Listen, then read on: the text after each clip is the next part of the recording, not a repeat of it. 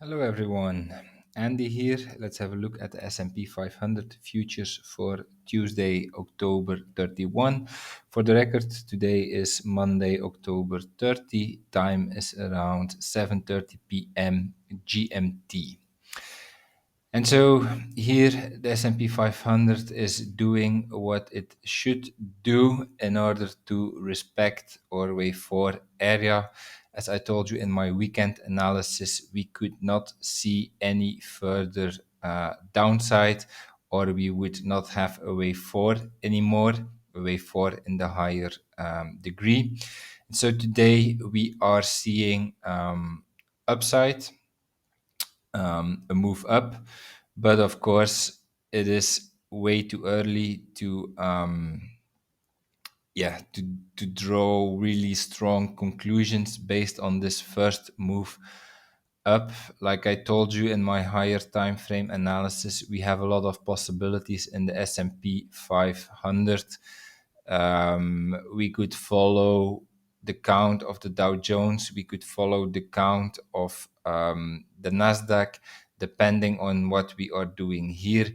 And of course, this first move up is not enough to, yeah, to really make an informed decision about what the S&P 500 could do.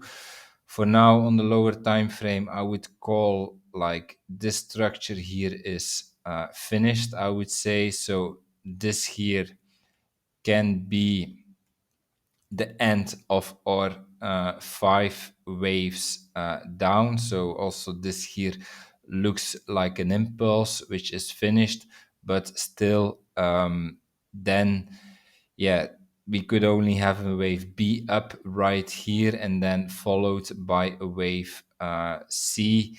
That's of course a possibility. And in the higher time frame, I mean, the end of a structure right here could really mean a lot of things.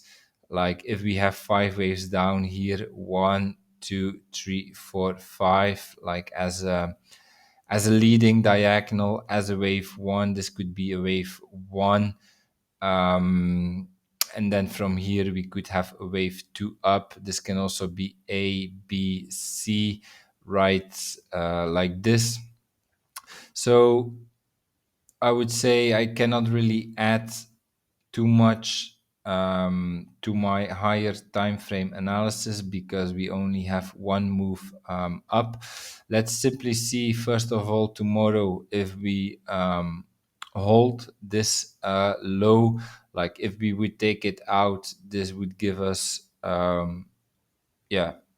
this would give us the possibility to eliminate let's say the bullish scenarios, being the scenario that the wave 4 is finished right here as discussed in my Nasdaq analysis, and then this would be a triple three move that we had right here. So we did what we had to do today in order for this to be a wave 4, but of course this single move up does not tell us much. I'm afraid we need a bit more data to come up with reliable Elliott Wave count.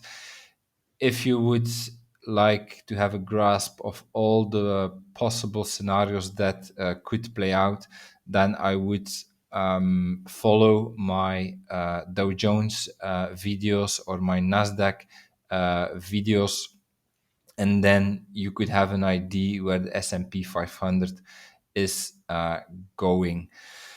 For now, let's see, do we hold this low here or not? If we break it, for instance, tomorrow, this would help us also to make a better count for the S&P 500. But for now, on the lower time frame, I would say this here looks like something finished as a wave 5 here.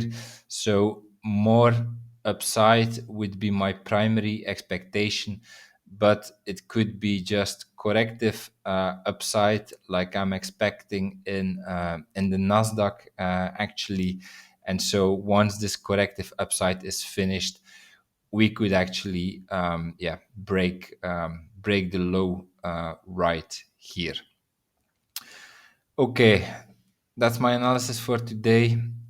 If you enjoyed it, please like, subscribe, comment to support my work. And I see you tomorrow for another video. Have a nice day. Bye bye.